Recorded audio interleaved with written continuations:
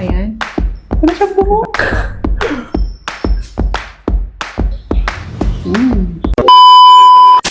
So hello guys, for today's video ay magluluto ako ng manok. So yung manok ay bagong katay siya. So binili ko sa shop. Tapos kinatay na doon, tapos dito ko na lang siya tawag ng lilisan. So habang mag ng manok, bunot ng buhok ng manok ay nagpakulo muna ako ng maliit na tubig.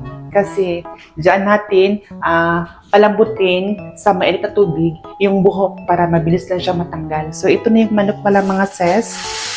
Ito guys. Ayan. So ayan, first time ko maglinis ng manok.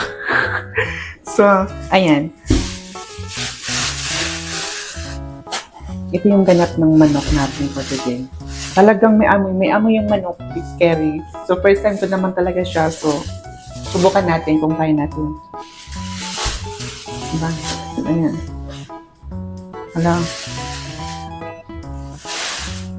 Ayan siya mga sis. Yung manok. Ayan. Diba? Ayan.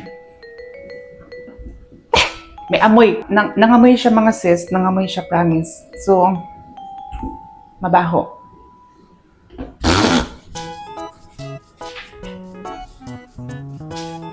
Dito ko siya lagay.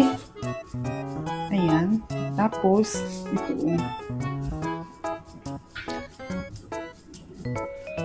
Ayan. Diyan ko sa patunawin. Ayan. Ouch! My God!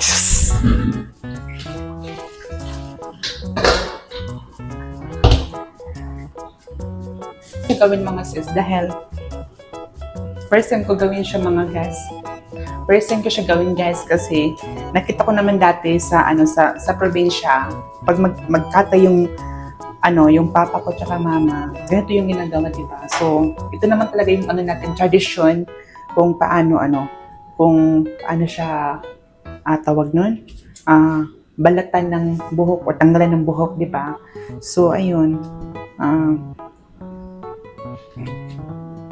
sinubukan ko ngayon. So first time ko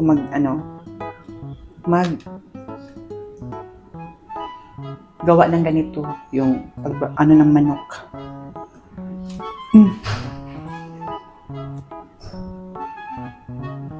Guys, tapos na siya. So ayan, nabalatan ko na. So wala na siyang buhok. Ayan.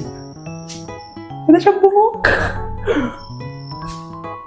Ayan, so kailangan pa namin kailangan ko pang yung pala to siya sunugin, no? Na para wala ng mga hair. Para wala ng buhok. Ayan. Yung dugo lumalabas. Hala, parang siya, no? Nabalatan talaga siya.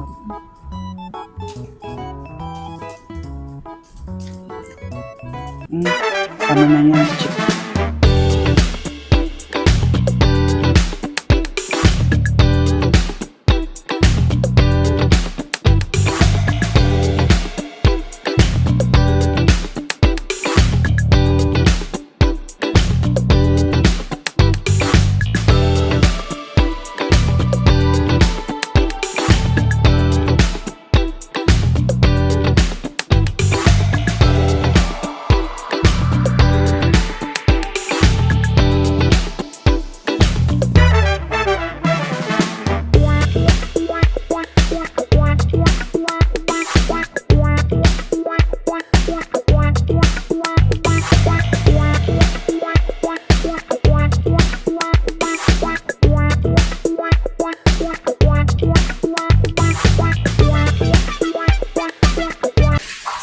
So yan guys, ito na yung natin ingredients. May sibuyas, garlic, ginger, tapos may chili. Ito na yung natin. Yung manok. Ayan. So it's time to cook mga sis.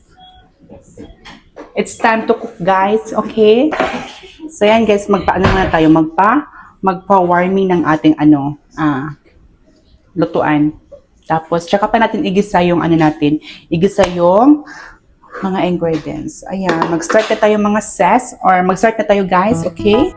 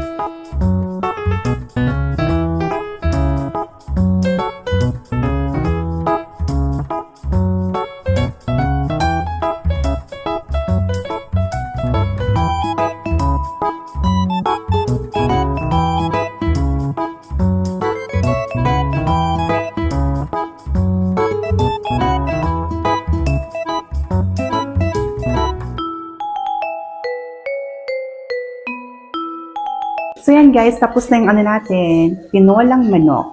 Ayan, sweet na yung pinolang manok. Ayan.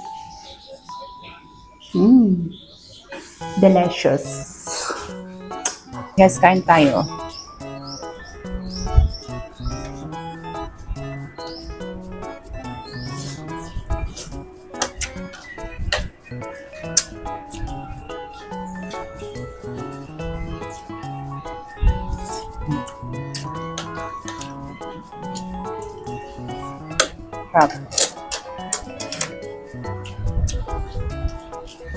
Perfect.